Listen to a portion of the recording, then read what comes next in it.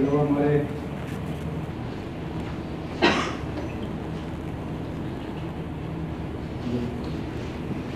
उसके बाद फिर बहुत ज़्यादा हो गई बात।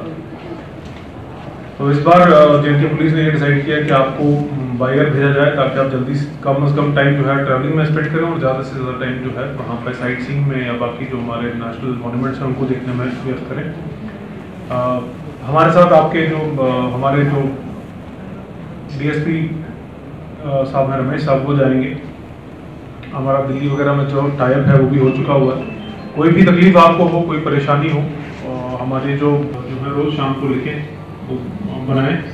अपनी याददाश्त के लिए भी डायरी मेंटेन कर लें और फिर जब आप वापस आए, स्कूल है वहाँ पे पैलेस था, जो वहाँ पे एक जो क्वीन थी उसका नाम मुझे याद है, बट उस जगह का नाम मुझे याद नहीं। तो अगर कोई आज पूछे, तो काफ़ी चीज़ें याद है। वहाँ जाके हमने खेत में सुबह सुबह गन्ना भी खाया था और नीलगाय भी आ गई थी वहाँ पे,